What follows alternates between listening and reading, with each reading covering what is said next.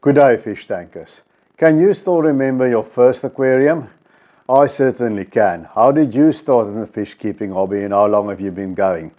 I've been going a long while. Do you want to know how it started and how it evolved? If you do, stick around.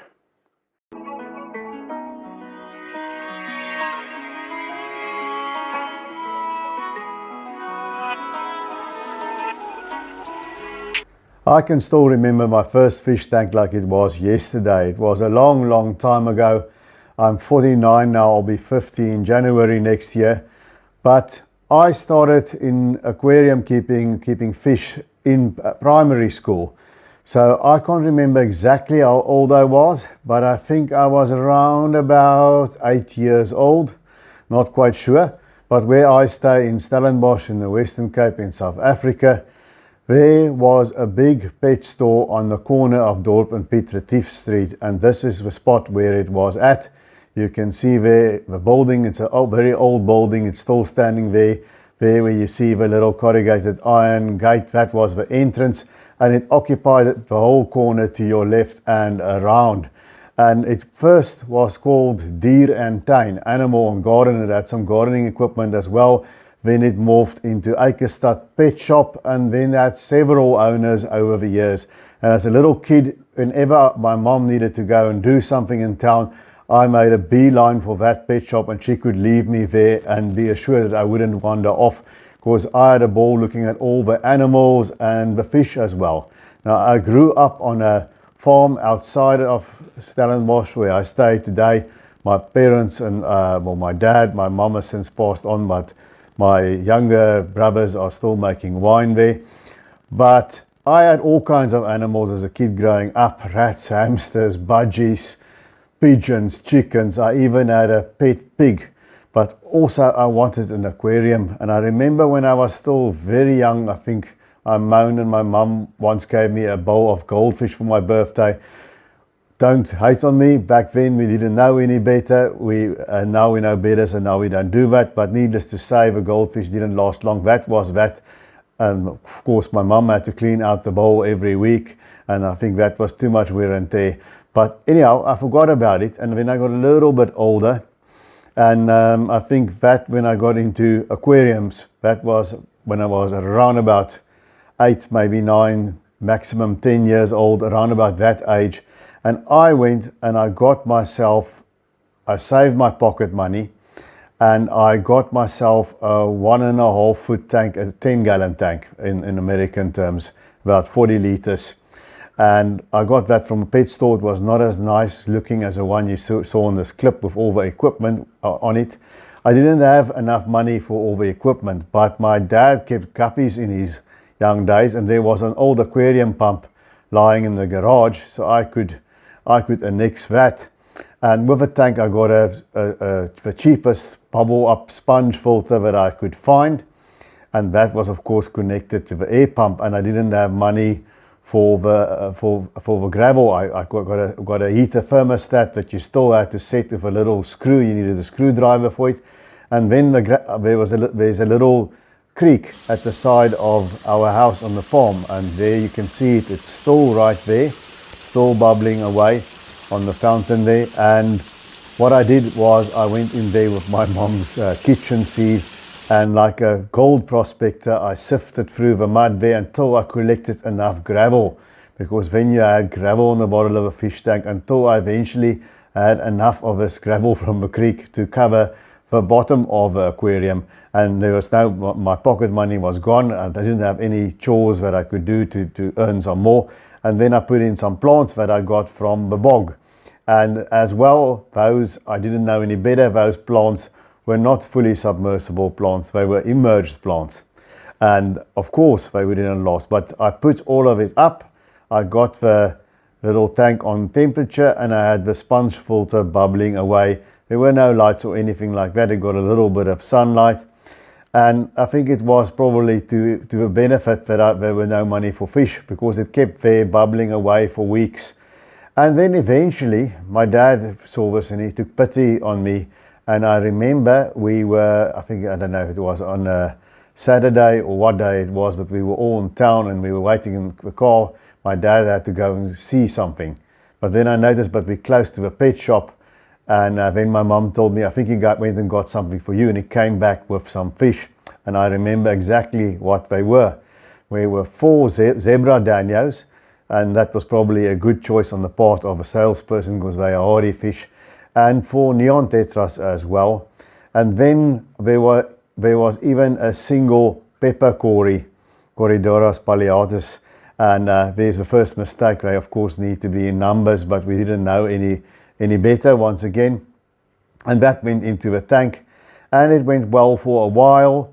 But then all sorts of problems started because, you know, I went and I cleaned out the tank, and I took that little sponge of a sponge filter and I washed it under the hot tap and poured some boiling water over it, because now it's really clean of all the bugs and stuff. And now I thought if the cleaner the tank, the healthier for the fish. But the fish kept running into trouble. They were breathing hard at the surface, some were dying, they kept dying off. And in those days, we didn't have the right information. I'm talking about the 80s now. And that was here in South Africa. So you must remember, we obviously had the whole world boycotting us because of the obvious political reasons. And we had a lack of information. It was an era before the internet. To the people at the store's credit, they even came out to the farm and looked at my fish. But every time we didn't understand about the nitrogen cycle. And then they said, maybe the sponge isn't enough. I got a little box filter with carbon and filter wool in it. And every time it got really dirty, the fish were actually doing well. And then I chucked it all out and cleaned it. And every time it was nicely clean, I got problems. You know, I didn't know what to do. And eventually, we were off on a weekend, and my dad stopped at an aquarium store that looked like a much bigger store there, close to Hout Bay, if I remember correctly. And the man there said, your problem is you've got nitrite. And he didn't explain about a nitrogen cycle. He just said, stop filling with your tank. He gave me a bag of gravel. Chuck out that stuff that you got from the river. It might be polluted. Stop filling with your tank. He sold me some plants. Just put some plants in. Got me a lid and a light, a fluorescent light. It was still a Hagen Aqua Glow. And put the light on, let the plants grow. Don't do anything for your tank. Just wait now. And then you put in fish slowly, and every month you do a partial water change. I can't remember if he said every month or every week, to change 25% of your water. Then it went a little bit better. But eventually, you know, the bug bit, and that 1.5 foot tank, I eventually got a 2 foot tank with it as well. So I had 2 aquariums standing on the very same desk where I still have 2 aquariums standing today. And then I read somewhere, because in those days, if you wanted information, there was no internet. So there were these old buildings in town, a nice historic building of Stellenbosch there, you see it. And inside this building, there was a big room with a counter with books everywhere. And we called that place a library. Older members among us will remember what that is. And in that library, there were books. And I found a few about fish keeping, but they were absolutely ancient. You can see in a clip, they even showed you how to keep fish in bowls. Just have a brim wider and change the water every week, and it'll be fine for 2 goldfish. That was the way people thought at the time. And the information was very old. There was still nothing about the nitrogen cycle. There was even a book that said, your filter must take the waste out of the water, so only canister filters and hang-on back filters are worth anything, because then you can throw the waste out with the filter media and change it. That was the kind of advice that was going around. And then there was old books that I got that said, just plant plants and establish a tank and stock very slowly, and don't do any filters for now, that's too sophisticated. And then yet another book said they now have these undergravel filters, and they're preaching all kinds of nonsense about biological filtration. Don't use them, it's like sweeping the dirt under the carpet. But then eventually they convinced me at the shop these undergravel filters are the best thing ever. And there you see a photo, that's me with my first aquarium, but that's now the aquarium reloaded. I've installed my first undergravel filter, and this was high-tech stuff now. I thought, now I'm waxed. And then that was a game changer, because you didn't change the media on the undergravel filter. You know, you just let it run. and suddenly my fish did well and they were living. And of course, you guys now who are fish keepers know what I inadvertently did right. I accidentally stumbled on how to manage the nitrogen cycle. I wasn't throwing away the bacteria anymore because the gravel stayed in the tank. And then later I finished high school, I went and did military service, and I came back to university. And that now, we were in the 90s. The 80s have passed and we were now in the early 90s. And South Africa was opening up and we got nice magazines like Practical Fishkeeping, and I understood what the nitrogen cycle was and why you can't throw away all your media. And that was an absolute game changer. I just started up my little 2-foot tank in the flat I was staying as a student, put some goldfish in. Once again, too small, but once again, back then we didn't know any better. But then I realized, now let me take the goldfish out. We took them back to the shop, put the heater back in, and then put in some tropical fish. I think I had some tiger barbs in there. And then it just mushroomed. The multi-tank syndrome started. It became a 3-foot tank. And then from a 3-foot tank, we had a 4-foot tank that was a 55-gallon in American language, and then another one. And then I got I think it's about 80 gallons or whatever, 300 plus liters, 5-foot tank, second hand. And I had these 3 big fish tanks in my apartment. And it just simply went from there. And I kept everything from your normal community stuff. I had rainbow fish, Congo tetras, silver dollars, and I had some Oscars at one stage, and I had discus, and I even bred the discus even though I couldn't raise my fry. And then in my working life, I had another tank that was in my office at the University of Stellenbosch that basically was albino corridoras and some cardinals and Harlequin rasboras. Both of, well, I know corridoras now, but there's some Harlequin rasboras and cardinal tetras right here next to me. And it just kept on going from there, and it has just been a hobby that gave me a lot of joy and a lot of fascination. So I've always, with few little interludes here and there when my life was too tumultuous, but I always kept fish ever since. And I will always remember that day when I got my first fish. I have forgotten by now about all the frustration I had in the beginning. It's so much easier today. And that's how I got started with aquarium fish. And in between, I also got involved in the retail side of a business, because that very pet shop, the location of which I showed you there, that very pet shop at one stage got new ownership, and it was taken over by a guy, Johan Kutzer was his name. And he was one of those guys that came from the insurance industry, wanted to start a small business.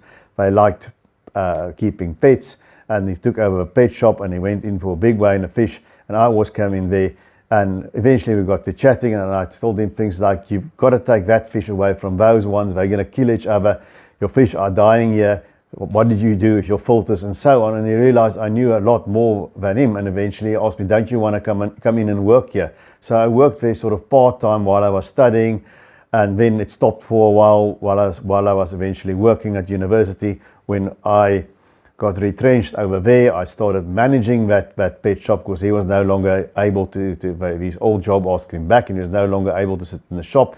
So I ran the entire shop. I didn't own it ever, which was lucky in the end, because in the end, lots of economical factors changed and the shop went under. But I had a lot of fun there, helping people with all kinds of fish, and it also gave me the opportunity to keep all kinds of things that I wouldn't normally have been able to keep. I looked after 48 fish tanks in that little shop, and I would say now, if I have to give advice to anybody who starts a fish room, and if I were ever to have a space to do that, you've got to automate your systems, because I had to manually water change those 48 aquariums, ranging from 12 gallons 2-foot tanks to 3-foot tanks to 4-foot tanks to a huge tank that was probably 150 gallons or so. And I had to maintain them all with muscle power and hoses and buckets. Don't do that to yourself. If you ever do a fish room or go big, have some sort of automated water changing system. Really, it'll save your back. But I was young then. It was part of my workout. So I had that experience as well on my fish keeping journey. And now I'm sitting here chatting to you guys about it, because isn't the internet wonderful? But if you have a kid ever that pesters you about having an aquarium, listen to that kid and give him a little bit of help, and maybe he'll definitely, if you have the right information, he'll have a much easier start than I did. But it does teach a kid a lot of valuable lessons in life and in other disciplines as well, to keep an aquarium, and I'll talk more about that in another video. So if you've watched this far, please give it a thumbs up. Please tell me in the comment section, how did you start keeping aquarium fish? And consider subscribing. And until we see each other again, keep taking good care of those domestic denizens of the deep.